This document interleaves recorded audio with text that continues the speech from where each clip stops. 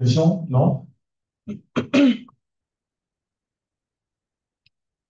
En communication de crise, vous avez trois choix. Lorsque vous travaillez sur une crise, en termes de communication, il y a trois axes à suivre.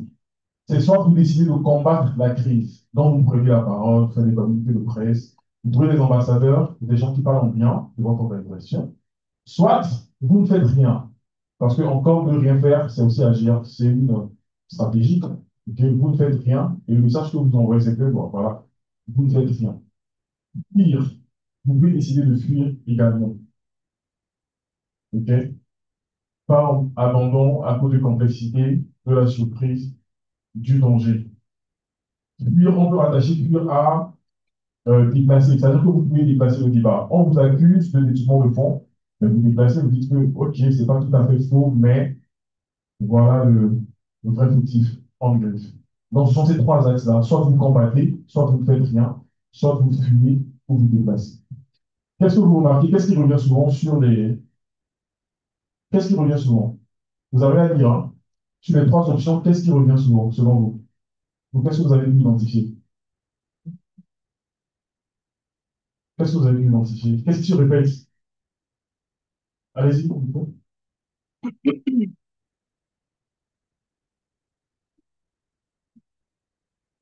Ouais, chaque partie commence par doctrine, stratégie, ressources, moyens, objectifs, bénéfices attendus, etc. Donc, c'est la même logique de réflexion. C'est que des principales. Très bien.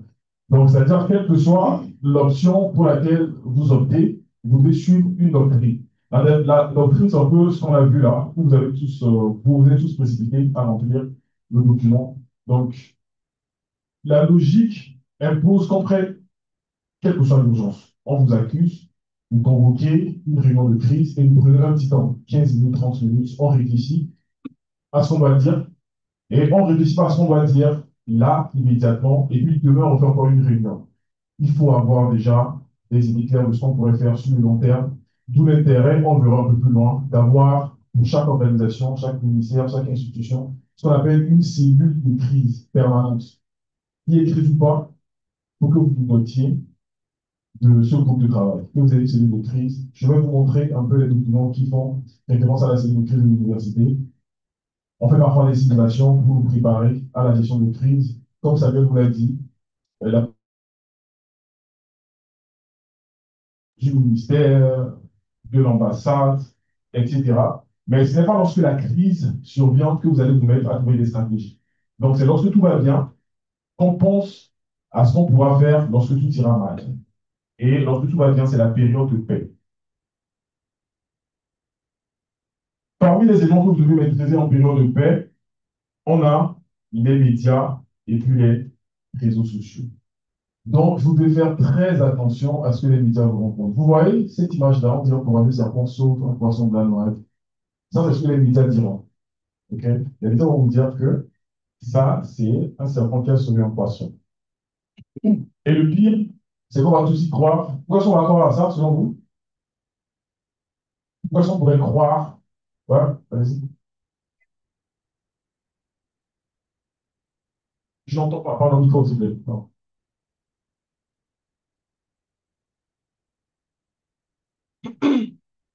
Dire que je ne suis pas d'accord avec vous. Pour avoir travaillé 13 ans dans les médias et pour les côtoyer tous les jours dans le cadre de mon travail, les médias sont rarement positifs. Alors, j'imagine peu un titre comme ça en tant qu'un serpent a sauvé un poisson. J'imagine qu'ils vont tout de suite dire que le serpent a attaqué le poisson. Qui est d'accord avec moi que les médias peuvent dire ça? Voilà. Ok. Allez, allez, vas-y pour le micro. Vas-y. Mhm. Mais ça, limite, s'il te plaît. Mhm. Ouais, je pense que c'est à partir de sa ligne éditoriale, mais il nous a pu dire que les serpents a sauvé le poisson, ainsi que ils peuvent trouver aussi que le poisson était venu lié le serpent dans son trou. Vous pouvez se dire, en fait, c'est juste sa ligne éditoriale et les serpents peuvent être méchants aussi. Donc, ça dépend. Hein. Ok. Hein. Et le serpent peut être responsable d'étudier la biodiversité marine, hein, pour avoir mangé un seul poisson. Donc, c'est en fonction de la ligne éditoriale tout le temps. Ça fait quelqu'un d'autre, j'avais vu des mains levées. C'est la même chose, hein. Effectivement, ça dépend de la ligne éditoriale du média. Mais le message que moi je voulais passer là, c'est que bon, vous allez me donner raison après. Est-ce qu'on a tendance à remettre en cause ce que les médias disent? Est-ce que vous avez cette culture-là de remettre en cause ce que les médias disent? Oui, bien sûr. Hein? Pas à 100, voilà. Pas à 100%. Pourquoi vous ne mettez pas en cause ce que les médias disent?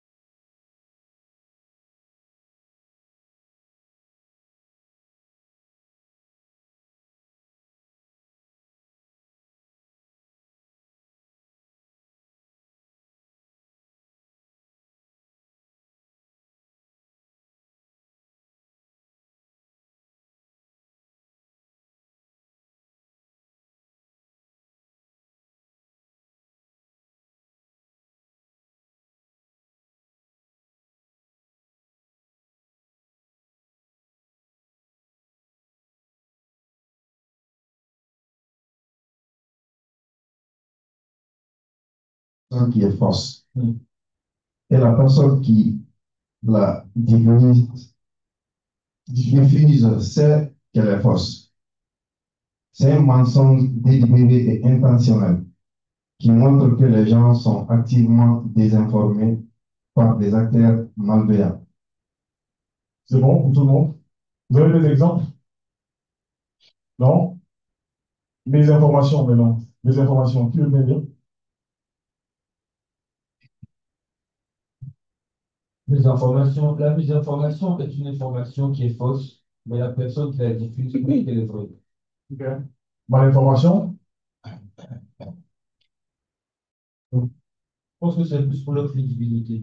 Crédibilité. Oui. Si l'information est censurée par les gouvernements de certains pays et que dans l'information qui est un peu plus juste, ça ne va que tous les gens soient plus élevés.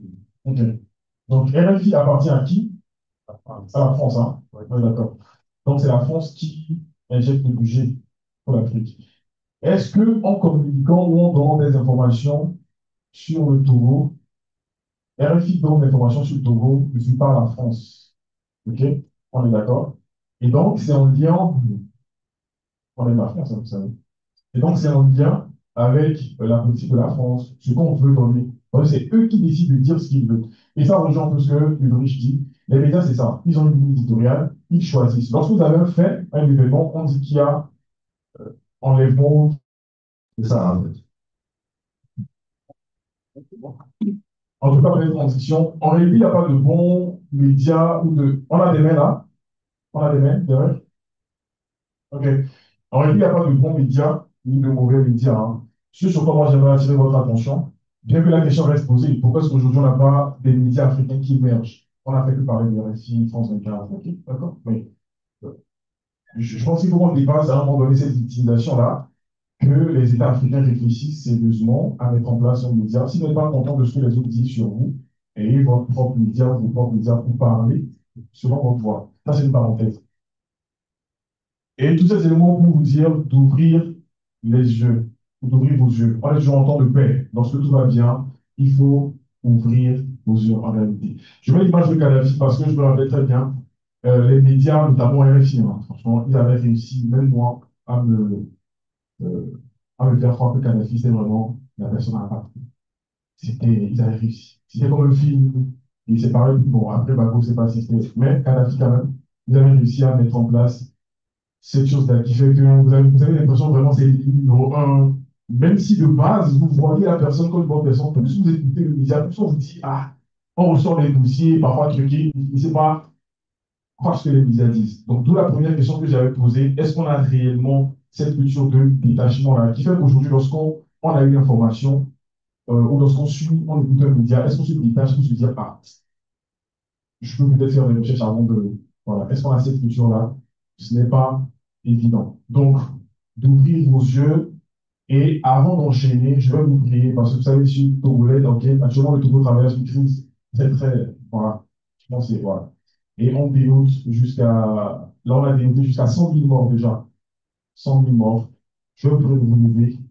On va observer une minute de silence, une petite minute de silence, s'il vous plaît. OK?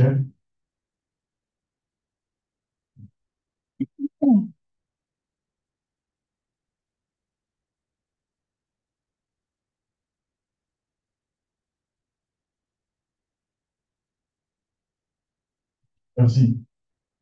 OK. En réalité, ça, par exemple, c'est une fausse information. OK? C'est une fausse information. OK? Donc, on a toujours pas les yeux ouverts, en réalité. Maintenant, vous m'avez accordé de la crédibilité, parce que vous ne savez pas dire quand même tienne, enfin, je ne pourrais pas faire ça.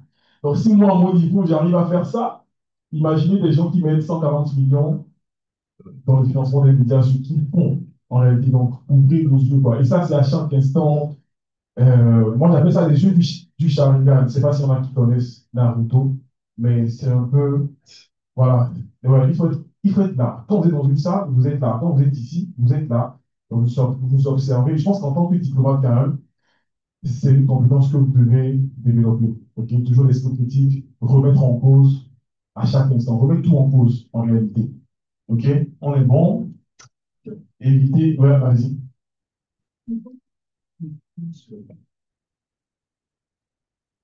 Il n'y a pas 100 000 morts. Hein, c'est une il y a beaucoup de morts. Non, voilà. Merci pour la parole. Merci pour la parole. Du coup, selon, selon toi, enfin, je pense, selon toi, selon les normes de communication, comment on s'assure qu'on est vraiment en face d'une très bonne information? Quelle question? On va répondre à ça. C'est une bonne question. On va répondre à ça. Ouais, non, c'est bon, on avance. Donc, ouvrez vos yeux, les bonnes habitudes, la télé, donc tout ce qui passe à la télé n'est pas vrai, parce que les chaînes, comme on l'a vu, répondent à des politiques. Les chaînes des médias appartiennent à des États, et donc ce sont ces États-là qui parlent à travers ces chaînes. Lorsque je fais un film, lorsque je mets 200 millions de francs CFA, par exemple, pour réaliser un film, je vais devoir passer des messages qui correspondent à ma vision de la vie, ou un message assez lié à ma personne en réalité. Donc, la personne qui met l'argent contrôle tout en réalité, et donc les médias, les informations que les médias diffusent, la télé et tout ce qui va avec, est en rapport avec les propriétaires de ces médias-là. On a des questions? Ouvrez vos yeux. Cela me fait penser aussi aux réseaux sociaux. Donc, on a parlé de la télé, aux réseaux sociaux. Euh, Effectivement, c'est là qu'on a, c'est la plateforme la plus répandue de tout ce qui est fake news, des informations, tout ce qui va avec. Pourquoi? Parce que tout le monde a un smartphone aujourd'hui. Donc, tout le monde a un compte Twitter, tout le monde a une page Facebook. Et ça peut très vite partir. On est d'accord? Comment est-ce qu'on arrive à vérifier les faits? Une première astuce, quand vous prenez par exemple WhatsApp, et lorsque vous remarquez que c'est pas si tout le monde arrive à voir la flèche tout en haut là, c'est mis forwarded, right? Donc ça a été transféré. Transféré. Déjà, lorsque vous recevez des messages transférés, commencez déjà par faire attention, vous savez le vérifier. Et je pense que lorsque ça dépasse 5 à 6 transferts, la flèche se dédouble. Donc ça devient deux flèches. Donc il faut faire attention à ces éléments-là. Et ce n'est pas parce que c'est partagé à outrance que c'est partagé par beaucoup que c'est vrai. Ok. Donc, on prendre le temps de vérifier. Pour répondre à ta question, cher ami, est-ce qu'on peut tout vérifier? On est toujours en période de paix. Est-ce qu'on peut tout vérifier? Est-ce qu'on peut tout vérifier? Qui pense qu'on peut tout vérifier? Allez-y, allez-y.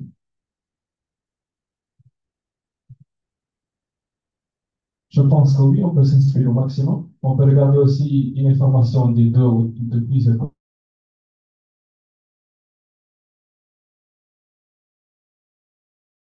À mon avis, effectivement, on peut vérifier, mais ça en ayant les différents éléments de comparaison en main. On ne se limite pas seulement à un seul média. Moi, je regarde même il y a une chaîne française là, qui relie souvent les informations de la guerre. Hein? Non, pas LCI, c'est une chaîne israélienne. Là. Oui. Hein?